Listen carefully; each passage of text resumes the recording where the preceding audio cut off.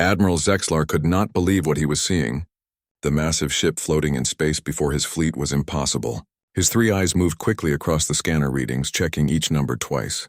The vessel was clearly human in design, but that could not be right. 3 months ago, the Empire's scouts had visited the human homeworld called Earth. Their reports were clear and simple. Humans were a young species with basic technology. They had small ships that could barely travel between planets in their own star system. They used primitive fuel rockets and simple computers. The Empire had seen thousands of species like this before, but the ship in front of them now was different. It was huge, easily 3 times the size of his own flagship. Strange energy readings came from its hull. The metal itself seemed to shimmer with power that his sensors could not identify. Most troubling of all, the ship's energy signature was completely unlike anything in the Imperial database. Captain Jake Morrison stood on the bridge of the UES Liberty and watched the alien fleet through the main screen. 12 large ships hung in space about 10,000 kilometers away. They had been there for 2 hours now, but they had not moved closer or opened fire.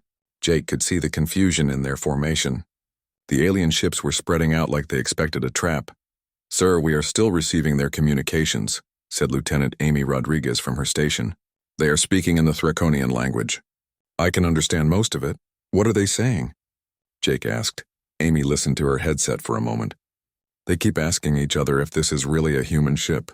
Some of them think we stole this technology from another species. Others think it might be a trick." Jake smiled. He could understand their confusion. Just 4 months ago, he had been commanding a small patrol boat that could barely reach Mars. The Liberty was beyond anything humans had ever built before. It was beyond anything humans should have been able to build.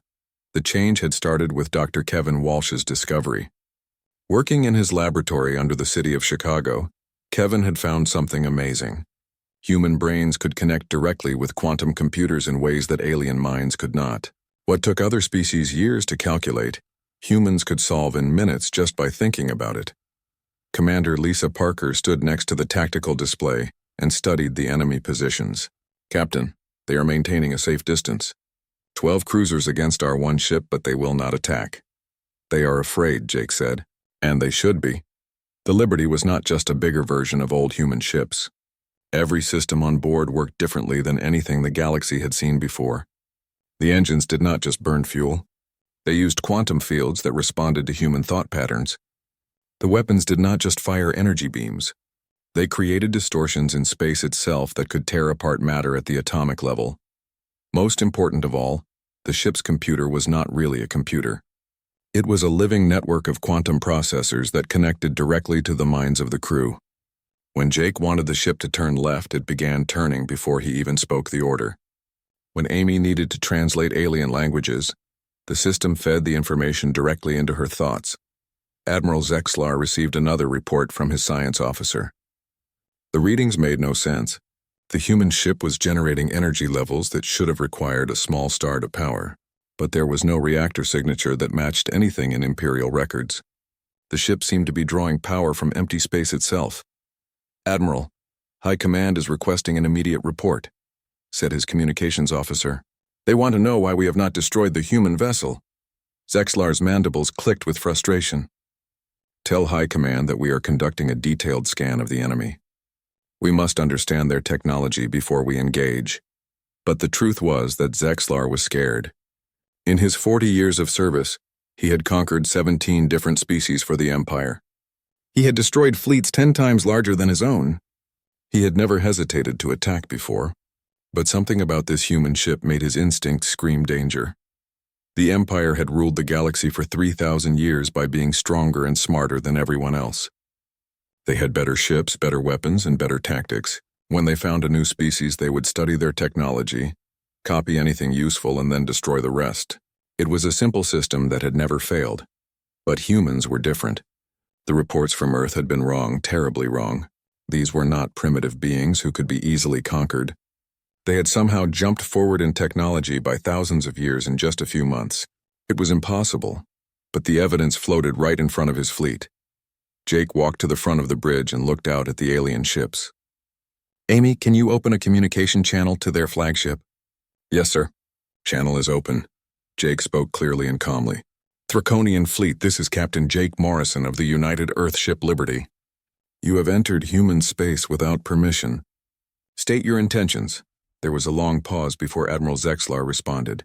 His voice came through the speakers with a metallic tone that showed his nervousness. Human vessel, I am Admiral Zexlar of the 4th Imperial Fleet. We are here to conduct a survey of this system. We did not know humans had ships of this capability. Jake smiled again. The alien was fishing for information, trying to understand what he was facing. Admiral, you are lying. Your scouts visited Earth 3 months ago. You have already surveyed this system. You are here to conquer us. Another long pause. When Zexlar spoke again, his tone was different. More careful. More respectful. Captain Morrison, perhaps we should discuss this situation. There may have been some misunderstanding about Imperial intentions. Lisa looked at Jake with surprise. Imperial fleets never negotiated. They attacked, conquered, and moved on. For an admiral to suggest talks was completely against their normal behavior. Sir, Amy whispered, their ships are powering down their main weapons. Jake nodded. The aliens were smart enough to realize they were outmatched. But this was just the beginning. The Liberty was only the first of the new human ships. Within a week, 3 more vessels would join them. Within a month, the entire human fleet would be ready for war. The galaxy was about to learn that humans were not just another primitive species to be conquered. They were something new, something dangerous, something that could challenge the Empire itself, and the Empire had no idea what was coming next. Jake kept his voice calm and friendly. Very well, Admiral. Let us discuss this misunderstanding. But remember, you came to our space. These are our rules now. Dr. Kevin Walsh remembered the exact moment everything changed. It was 3 months ago at 2 a.m, in his small laboratory beneath the streets of Chicago. He had been working on quantum computer designs for 15 years, always hitting the same wall. The processors were fast, but they could not think creatively like a human brain could. Then he tried something different. Instead of making the computer work like a brain, he tried to make a brain work like a computer. He built a neural interface headset and connected it to his quantum processor array. When he put on the headset and began thinking about a complex math problem, something amazing happened. The computer did not just solve the problem. It solved it in a way that Kevin had never thought of before. The quantum processor had somehow learned to think like Kevin, but faster and more clearly than he ever could alone. Within minutes, they were solving problems together that would have taken months using normal methods. Kevin called his friend Dr. Rachel Kim at the University of California. Rachel was working on spacecraft engine designs, but she was stuck on the same problems that had limited human space travel for decades. Rocket fuel could only push ships so fast. Nuclear reactors could only produce so much power. Rachel, you need to see this, Kevin said over the video call. I think I found a way to make quantum computers work with human thoughts. Rachel was tired and frustrated from another failed engine test.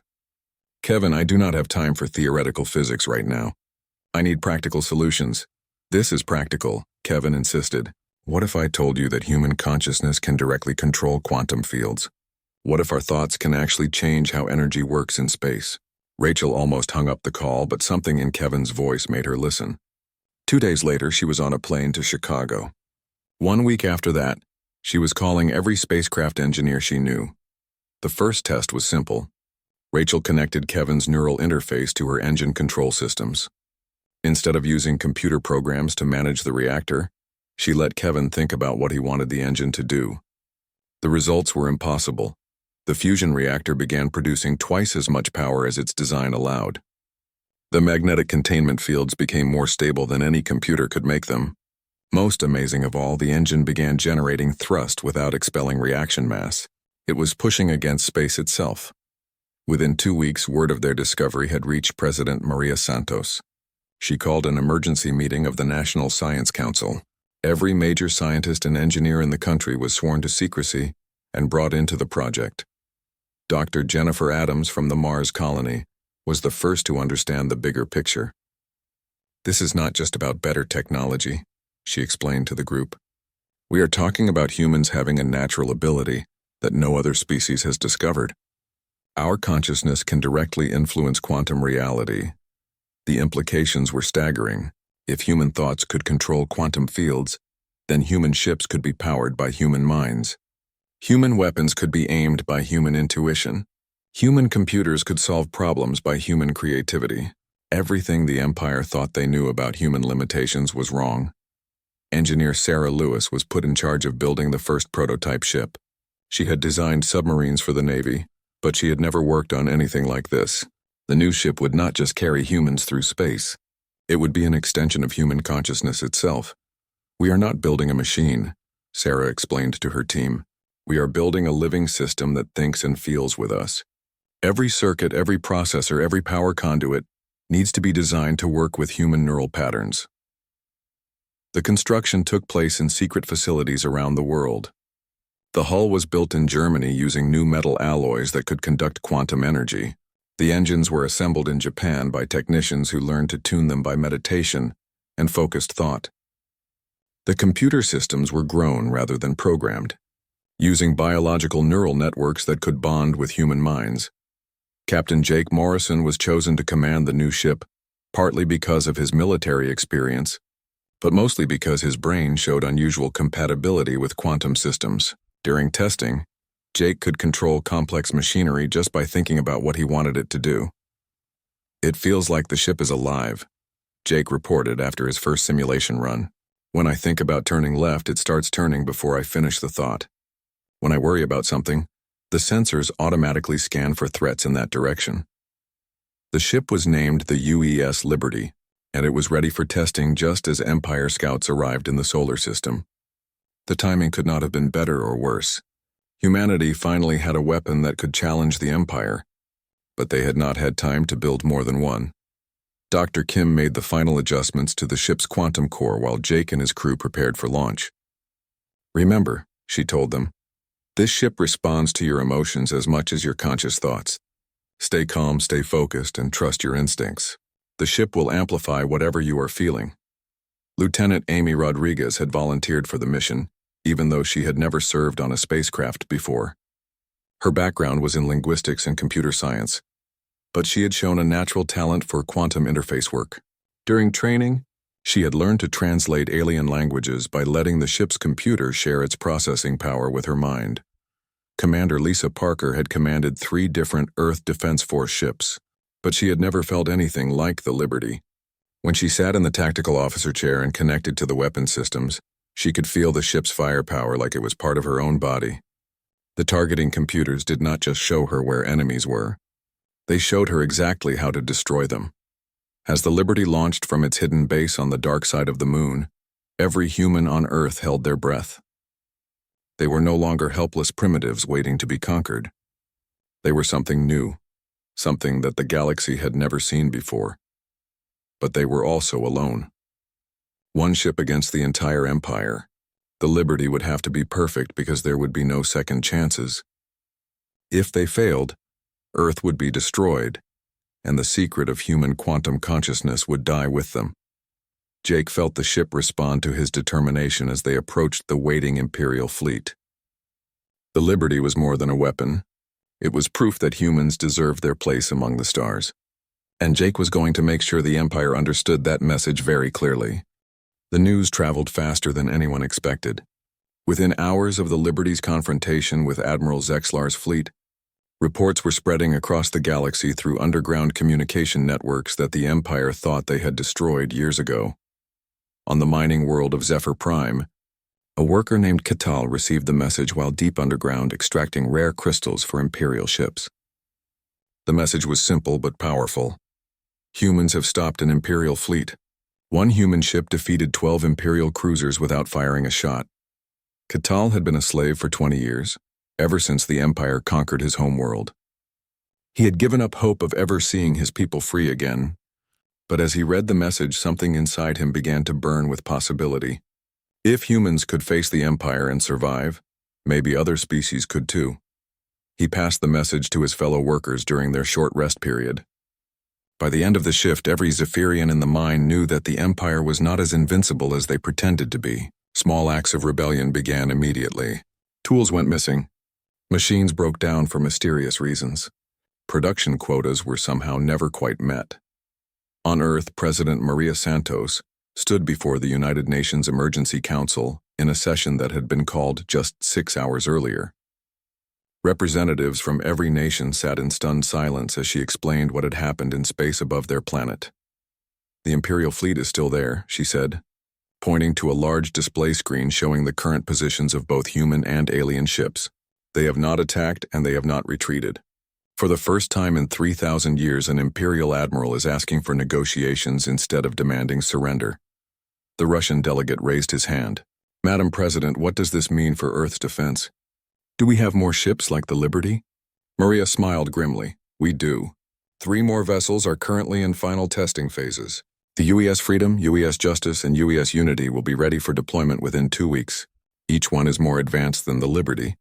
But she did not tell them about the most important discovery Dr. Kim had made just that morning.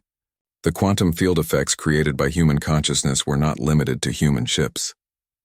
Wherever humans traveled and lived for extended periods, space itself was changing in ways that favored human technology over Imperial designs. Aboard the Liberty, Captain Jake Morrison was learning just how true this was. Pilot Tommy Chen had been testing the ship's maneuvering systems when he noticed something strange. "Captain, our response time is getting faster. The ship is reacting to my thoughts quicker than it did yesterday." Dr. Rachel Kim, who had come aboard as the ship's science officer, ran detailed scans of the space around them. What she found made her call Jake to the science lab immediately. "Look at these readings," she said, pointing to a complex display of energy patterns. "The quantum field density in this area has increased by 15% since we arrived. The space around us is becoming more conducive to our technology." Jake studied the data, trying to understand what it meant. "Are you saying that our presence here is changing space itself?" "Not just our presence," Rachel explained. "Our consciousness. Human thoughts and emotions are having a direct effect on the fabric of reality in this region. The longer we stay here, the stronger the effect becomes." This discovery had immediate tactical implications. The Liberty's weapons were becoming more powerful without any modifications. The shields were holding more energy. The engines were producing more thrust. Meanwhile, scans of the Imperial ships showed that their systems were operating at slightly reduced efficiency. Admiral Zexlar was experiencing this problem firsthand. His flagship's hyperspace drive had developed unexplained fluctuations. His main weapons were showing power irregularities. His science officer reported that their sensors were having difficulty maintaining locks on the human vessel. "Sir, engineering reports that our quantum stabilizers are malfunctioning," his aide reported. "They say the quantum fields in this region are behaving differently than normal space." Zexlar's 3 eyes narrowed as he studied the tactical display. The human ship had not moved from its position, but somehow it felt more threatening than it had an hour ago. His instincts, which had kept him alive through dozens of battles, were screaming that his fleet was in serious danger. In the Meridian Ocean worlds, the aquatic species that had provided rare crystals to the Empire for 6 centuries suddenly stopped their mining operations. The Meridian Council had received the same message as the Zephyrians, and they had made a collective decision to test the Empire's response. When Imperial Governor Vextai demanded an explanation for the production delays, the Meridian leader Flowing Current gave him a simple answer. "We have decided to reduce our output to preserve the ocean ecology. Perhaps the Empire would prefer to find crystals elsewhere." It was the first time in 600 years that a conquered species had openly defied Imperial demands. Vextai was so shocked that he ended the communication without issuing threats or punishments. He immediately sent a priority message to Imperial High Command asking for instructions. Similar acts of defiance were happening across the galaxy. The crystalline hive stopped producing computer components. The gaseous collective refused to allow Imperial ships to refuel at their stations. The rock singers began broadcasting songs of rebellion that could be heard across star systems. Imperial High Command was in chaos. General Mortax paced the strategy room while analyzing reports from 30 different worlds. How did news of one small confrontation spread so quickly? Our communication monitoring should have prevented this. Science advisor Thelnara reviewed the technical data from Admiral Zexlar's fleet. "General, I believe we have a bigger problem than rebellious conquered species. These readings suggest that human technology operates on principles we do not understand.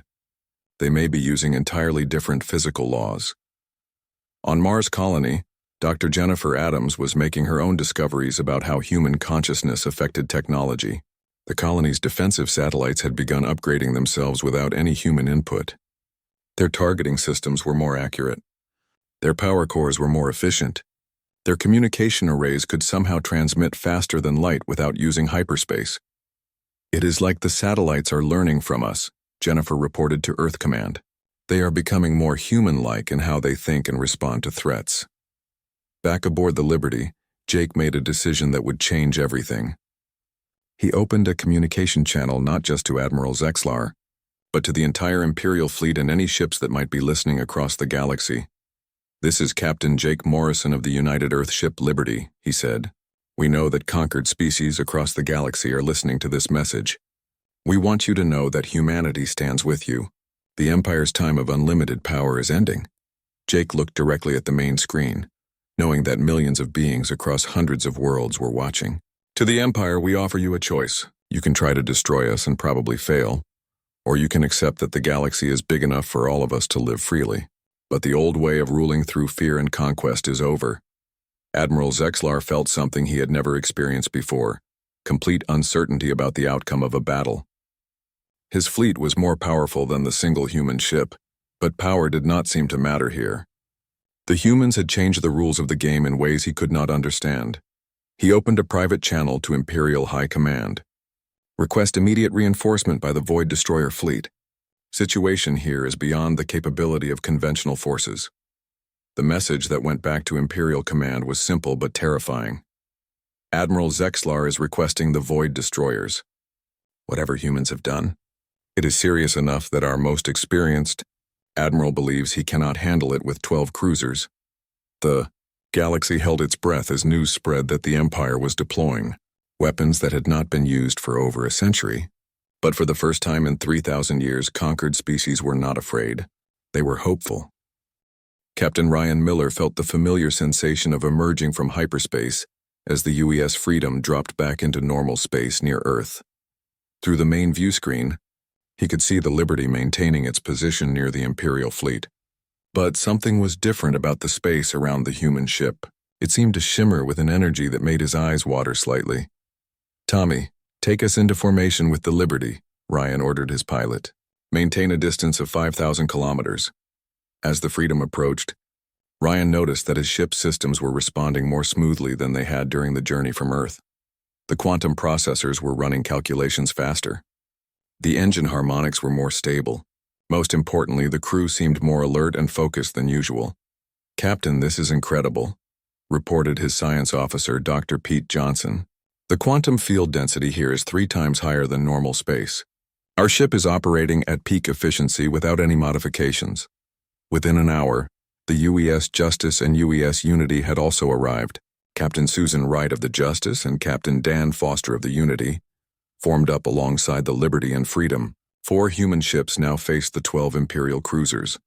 But the balance of power had shifted dramatically. Admiral Zexlar watched in growing alarm as each new human ship appeared. His sensors showed that the quantum field effects were not just additive, they were multiplying. The space around the human fleet was becoming increasingly hostile to Imperial technology, while becoming more supportive of human systems. "Sir, our hyperspace drives are completely non-functional," reported his chief engineer. "The quantum interference is too strong. We cannot retreat even if you order it." Zexlar realized with cold dread that his fleet was trapped. The humans had not built a prison around them, but somehow their presence was creating conditions that made escape impossible. He was facing an enemy that could change the basic rules of physics just by being there. The Emperor himself had taken personal command of the response to the human threat. From his massive flagship, the Eternal Dominion, he directed the deployment of 3 Void Destroyer ships that had been in storage for over a century. These weapons were older than most civilizations in the galaxy, relics from the Empire's early days when they had faced truly dangerous enemies. "The Void Destroyers will handle this human anomaly," the Emperor declared to his assembled generals. "These ships were designed to destroy entire star systems.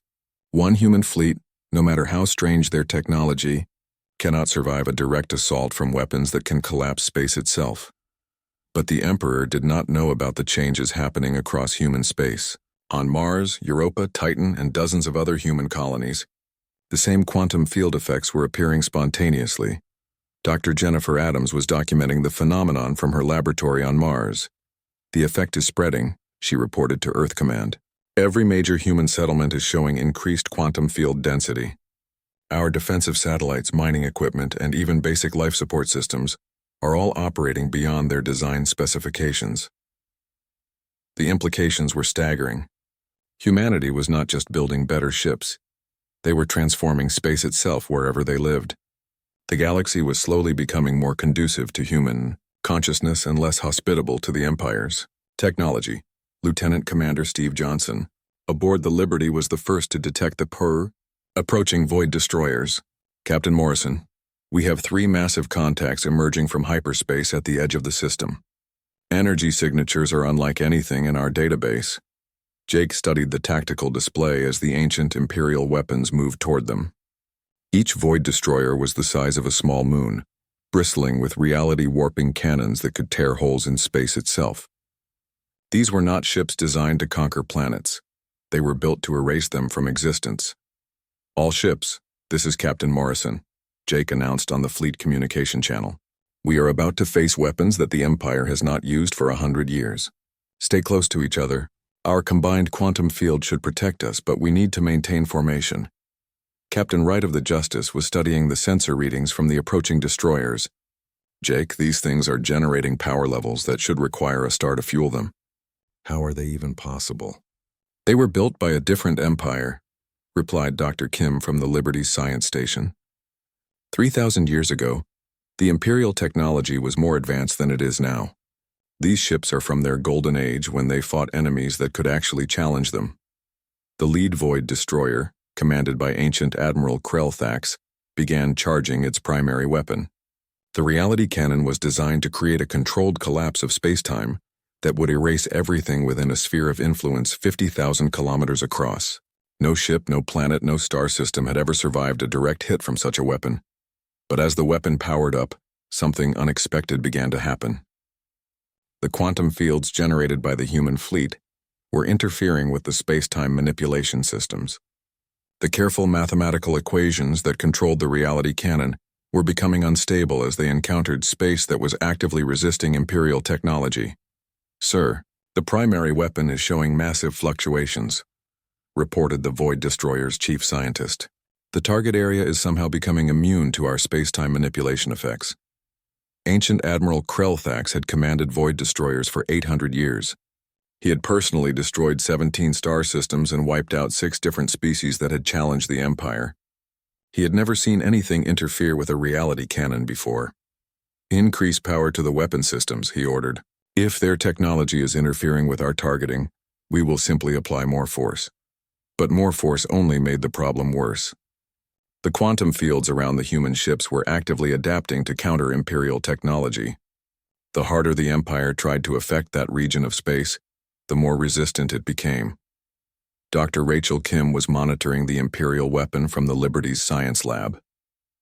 Captain, their reality cannon is designed to collapse space-time by using precise quantum calculations. But our presence here is changing the fundamental constants that their equations depend on. Jake understood immediately.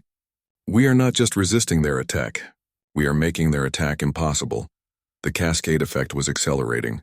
As the Void Destroyers tried to power through the quantum interference, the human ships were absorbing and redirecting that energy to strengthen their own fields. What started as a weapon designed to destroy them was actually making them more powerful. Captain Foster of the Unity noticed it first. My engines are showing power levels 40% above maximum rated capacity. Whatever those Imperial ships are doing, it is charging our systems. Across the human fleet, similar reports were coming in. Weapons were more powerful. Shields were stronger. Even the crew was thinking more clearly and reacting faster to commands. The Empire's ultimate weapon was accidentally creating the perfect conditions for human technology to flourish. Ancient Admiral Krellthax realized what was happening just as his reality cannon reached critical overload. All ships, emergency shutdown of primary weapons. Immediate retreat to minimum safe distance. But it was too late. The reality cannon exploded in a cascade of uncontrolled space-time distortions that tore through the Void Destroyer's hull. The ancient ship, which had survived for over 1,000 years, was destroyed by its own weapon when it failed to function in human-altered space. The explosion sent shockwaves through both fleets, but the effects were completely different. The remaining Imperial ships were damaged and disabled by the space-time distortions. The human ships rode the energy wave like surfers, using it to boost their own systems to even higher levels of performance. Jake opened a communication channel to the entire Imperial force. "Emperor Admiral Zexlar, this is Captain Morrison. Your ultimate weapon has failed. Your fleets are trapped in space that no longer obeys your technology. We are offering you one final chance to negotiate a peaceful resolution." In the depths of space, the Emperor stared at the tactical display showing the destruction of his most powerful weapon. For the first time in 3,000 years, he was truly afraid. The humans had not just defeated Imperial technology, they had turned it against itself. The age of Imperial dominance was ending, and everyone in the galaxy could see it happening. The Emperor sat in his command throne aboard the Eternal Dominion, staring at reports that made no sense. His most powerful weapons had not just failed, they had been turned into advantages for the enemy. 3,000 years of Imperial supremacy were crumbling before his eyes, and he could not understand how or why. "Bring me the ancient archives," he commanded his aide. "Find everything we have about the original empire, from before we conquered the galaxy. There must be records of how our ancestors dealt with enemies who could manipulate reality itself." While the Emperor searched through forgotten history, Captain Jake Morrison was making a decision that would change the future of galactic civilization. Standing on the bridge of the Liberty, surrounded by tactical displays showing Imperial fleets trapped throughout human space, he knew that humanity had reached a turning point. "Open a channel to all ships in the system," Jake ordered. "Include Imperial vessels, human ships, and any civilian traffic that might be listening." Lieutenant Amy Rodriguez nodded and activated the wide-band communication array. "Channel open, sir. You are broadcasting to approximately 40 ships and stations." Jake took a deep breath and spoke clearly. "This is Captain Jake Morrison of the United Earthship Liberty, speaking for all humanity. To the Imperial forces present, we acknowledge your surrender and accept your request for peaceful negotiations. To all other species listening, we want you to know that the age of Imperial domination is ending today." Admiral Zexlar, whose fleet had been trapped near Earth for 3 days, felt relief wash over him as he heard the word surrender associated with his forces. He had been expecting death or capture, not negotiations. "Captain Morrison, Admiral Zexlar requesting permission to speak." "Go ahead, Admiral. My fleet is prepared to stand down completely. We formally request safe passage for our ships and crew, and we ask to arrange diplomatic contact between the Empire and humanity." Jake looked at Dr. Rachel Kim, who nodded from her science station. "The quantum field effects would allow the Imperial ships to leave safely, but only if they maintained peaceful intentions." "Permission granted, Admiral. Your ships may depart when ready, but be aware that any hostile actions will result in immediate and overwhelming response." The conversation was being recorded and broadcast across the galaxy through networks that the Empire thought they had destroyed years ago. On Zephyr Prime, the mining slaves heard an Imperial admiral asking humans for permission to leave. On the Meridian worlds, the aquatic species listened to humans granting mercy to their former oppressors. President Maria Santos was in the White House Situation Room, coordinating with world leaders as reports came in from across human space. Similar confrontations were happening near Mars, Europa, and the outer colonies. In each case, Imperial fleets found themselves trapped by quantum field effects and forced to negotiate instead of fight. "Madam President," reported Secretary of Defense Mike Chen, "we have confirmation that 17 separate Imperial fleets have requested ceasefires. The quantum field effect is appearing around every major human settlement. The Empire's military capability in our region of space has been completely neutralized." But Maria knew that this was just the beginning. The real challenge would be managing the galactic political revolution that was already starting. Dozens of conquered species were declaring independence from Imperial rule. The 3,000-year-old political structure of the galaxy was collapsing. Dr. Jennifer Adams was documenting the changes from her laboratory on Mars when she made the most important discovery of all. "The quantum field effect is not just affecting our technology," she reported to Earth Command. "It is changing the fundamental properties of space itself. Areas with high human population are becoming more conducive to life, more responsive to conscious thought, and more stable against natural disasters." The implications were staggering. Humanity was not just changing how technology worked, They were making the universe itself more hospitable to life and consciousness. Planets in human space were showing improved weather patterns. Asteroids were naturally avoiding collision courses with inhabited worlds. Even background radiation levels were decreasing. Ancient Admiral Krelthax, the only survivor from the Void Destroyer fleet, was studying these effects from his damaged ship. His 800 years of experience told him that he was witnessing something unprecedented in galactic history. These humans are not just another species with unusual technology, he reported to the Emperor. They represent a fundamental change in how consciousness relates to physical reality. Their presence appears to be evolving the universe itself toward greater complexity and awareness. The Emperor read this report 3 times before he understood what his oldest admiral was telling him. The humans were not just winning through superior firepower. They were winning because reality itself was choosing their side. 6 months later, the first Galactic Council session with human representatives convened on the neutral world of Sigma Centauri. President Santos led the human delegation, flanked by Captain Morrison and Dr. Kim. Across the massive conference table sat representatives from hundreds of species, including former imperial worlds that had declared independence. The Emperor himself attended, no longer as the supreme ruler of all space, but as one leader among many. His empire still existed, but it now controlled less than a quarter of its former territory. Most importantly, it could no longer expand through conquest because human-influenced space was spreading rapidly across the galaxy. We gather today to establish new principles for galactic civilization, President Santos began. Humanity proposes a simple foundation, that consciousness itself is the most valuable resource in the universe, and that any technology or government that enhances conscious experience should be supported and protected. The Zephyrian delegate, Catal, who had gone from slave to liberation leader, spoke next. For 6 centuries my people believed that freedom was impossible. Humanity has shown us that even the most powerful oppressor can be overcome when consciousness refuses to accept limitations.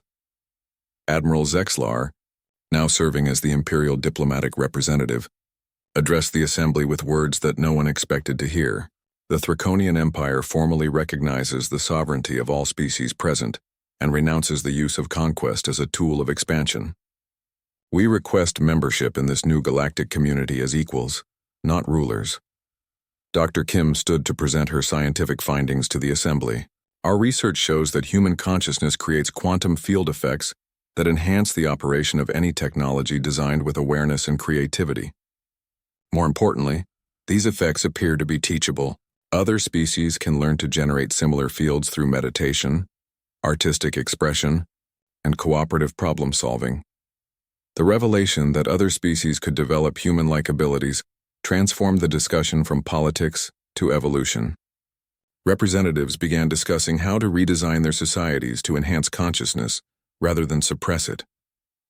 The Empire's old model of control through fear was being replaced by cooperation through awareness.